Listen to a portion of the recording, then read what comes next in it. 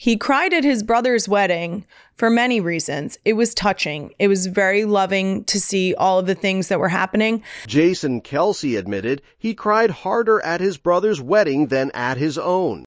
And his wife was not about to let that comment go unanswered. The saga started when Jason appeared on a Philadelphia sports radio show and confessed, with his usual self-deprecating humor, that he probably cried more at Travis and Taylor's July 3rd wedding than he did at his own ceremony back in 2018. He immediately caught himself, adding that this was probably not an acceptable thing to say out loud, and predicting that Kylie was probably not going to be happy about it. I mean, you know this, guys. Yeah. I'm a crier. I've been on this station multiple times on camera. I am a crier. I did cry. Probably cried more at this wedding than I cried at my own wedding, which probably is not acceptable. Kylie's probably not happy about that. He was right, sort of. Because on the August 6th episode of her podcast, Kylie addressed the whole thing directly, and her response was equal parts correction and genuine explanation. She opened by setting the record straight on the first part, telling listeners not to worry, because her husband cried plenty at their own wedding, regardless of whatever comments he made recently. Don't worry, my husband cried plenty at his own wedding, regardless of what his comments were recently. Then she went further, revealing that she had actually laid down a rule before their own ceremony. She had told him that if he did not tear up when she started walking down the aisle, she would simply turn around and start the walk over again. And she added, with perfect comedic timing, that between the restart and the second attempt, someone would have obviously punched him in the nose, so he would definitely have been crying by the time she reached him. There was a moment in time where I said that if he didn't tear up when I started walking down the aisle, that I would go back and start again, knowing that someone would have obviously punched him in the nose between me restarting, and then he would have been crying when I walked down the aisle. Joking aside, she made the real point clearly. Her husband cried at their wedding. That much goes without saying, because as she put it, the man feels his emotions. Consider the context here, guys. Obviously, my husband cried during our wedding. He did. He has cried a couple other places because he feels his emotions. But then she got to the part that actually explains everything, and it is genuinely touching. Kylie said Jason cried at his brother's wedding for many reasons. It was touching. It was very loving to see all of the things that were happening. He cried at his brother's wedding for many reasons. It was touching. It was very loving to see all of the things that were happening. And then she offered the detail that she pointed out. Nobody seems to be thinking about. The thing that reframes his entire emotional reaction that night. Their 4 daughters were the flower girls. She asked listeners to simply consider that for a moment. But take this into consideration because no one's thinking about this. Think about getting to watch your 4 daughters be flower girls. Okay? That's all the information you get. Think about getting to watch your 4 daughters be flower girls. Wyatt, who is 6, Elliot 5, Bennett 3, and Finley still just over a year old. All 4 of them walking down the aisle at their uncle's wedding in front of 1,000 people inside Madison Square Garden. Suddenly, the whole thing makes complete sense. Jason was not crying harder because he loves his brother more than he loves his wife. He was crying because he was watching his entire world converge in a single moment. His little brother marrying the woman he loves, and his own 4 little girls scattering flower petals down the aisle ahead of them. That is not a competition between weddings. That is a completely different category of emotion altogether. And it explains why so many accounts from that night describe the ceremony as feeling intimate despite the scale of it. Guests have consistently said the same thing, that a room built to hold 20,000 people somehow felt small and personal. Details like 4 little girls in a wedding party are exactly why. The couple filled that arena with family rather than spectacle, and the people closest to them noticed. After sharing that, Kylie shut the door firmly. She told listeners that was all the information they were going to get, before adding one final confession. It was emotional, she said, and Jason was not the only adult crying in their family that night.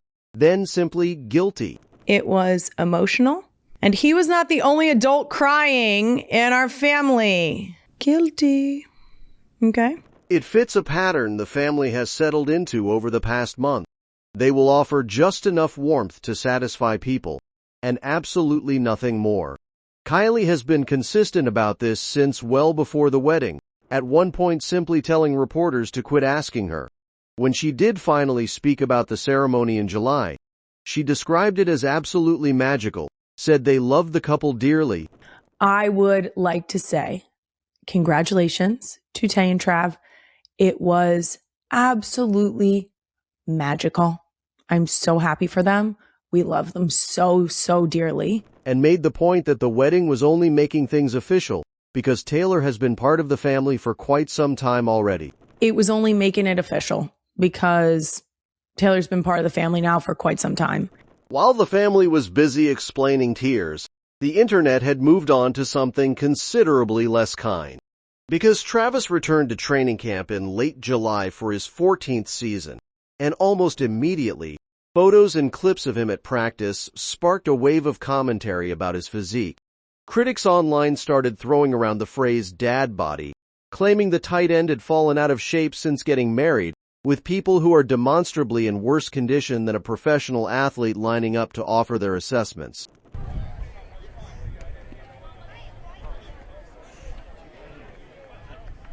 Here is the part that matters, and it is worth sitting with. A significant amount of that criticism was fueled by an artificial intelligence-generated clip circulating online. One that depicted Travis as having gained considerable weight. It was not real footage, it was manufactured content, and it spread widely enough to shape an entire narrative about a man's body heading into a critical season. That is genuinely worth pausing on. A future Hall of Famer reported to camp, worked through practice, and then had to deal with commentary built partly on a video of him that never actually happened. It is a strange new problem for athletes and public figures generally, where a convincing fake clip can circulate widely enough to shape public perception before anyone bothers to check whether the footage is real. In this case, the fabricated version traveled far enough that a head coach ended up fielding questions about it at a press conference. His coach was having none of it.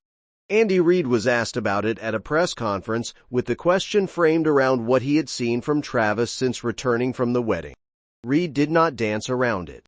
He addressed the criticism head-on, acknowledging that he knows everybody out there is saying Travis has the dad body and all of this stuff, before flatly stating that Travis looks the same to him as he has always looked. Yeah, he came back in good shape. I mean, I know, everybody's out there saying he's got the dad body and all this stuff, but he looks the same to me that he's always looked, so.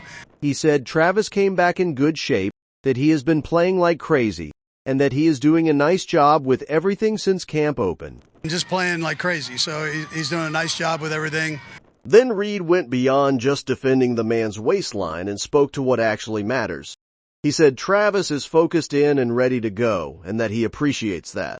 He pointed out that Travis has been there 14 years and still wants to be out there for every single snap. He's focused in and ready to go, and I appreciate that. When you have somebody that's been here 14 years that wants to be out there every snap. And he finished with a line that should end the conversation entirely. He said Travis is going to play, and play hard, and play aggressive, and not be stopped. He's going to play and play hard and aggressive and not be stopped. I mean, that's contagious. Reid also offered his own take on the wedding when asked about it days later, revealing the advice Adam Sandler gave the couple while officiating. Sandler told them to keep kissing. Reid explained the logic in his own straightforward way, saying that in its simplest form that is a good thing. That it is hard to argue when you give your wife a kiss or she gives you one, and that they should make sure to do it every day, every minute they get the opportunity. Knock it out, he said, and you will not have problems. For context on the stakes here, Kansas City finished last season at 6-11, missing the playoffs for the first time in a decade, in a year that also saw their quarterback tear his ACL. Travis returned on a deal that effectively amounts to one more season, and plenty of people around the sport have wondered openly whether this is his final run. He did not show up looking like a man planning to coast toward the exit. The best moment from camp, though, had nothing to do with any of it. After one practice session, Travis stayed behind to sign autographs for the crowd of fans lined up along the hill watching players come and go. In the middle of all of it, one young fan called out a request that had nothing to do with football, nothing to do with the season, and nothing to do with anyone's physique, They asked Travis to say hi to Tay-Tay for them. Travis did not miss a beat. He turned and asked, genuinely delighted, whether they call her Tay-Tay too. 5 seconds? Maybe less. Thanks, Travis. Travis, say hi to Tay-Tay for me. You call it Tay-Tay too? And it captures exactly where this man's life sits right now. He is a future Hall of Famer heading into what could be his last season, carrying a team trying to recover from its worst year in a decade, with strangers online dissecting his body using footage that was partially fabricated, and a kid at a fence wanted to talk about his wife's nickname. He seemed thrilled about it. Pulling it all together, here's where things stand. Kylie Kelce clarified that her husband absolutely did cry at their own wedding, joking that she would have restarted her walk down the aisle if he had not. Before revealing the real reason he was so emotional at Travis and Taylor's ceremony, he was watching his 4 young daughters serve as flower girls, and Kylie confirmed he was not the only adult in the family crying that night. Travis returned to training camp and faced a wave of dad body criticism, much of it fueled by an artificial intelligence-generated clip that falsely depicted him as having gained weight.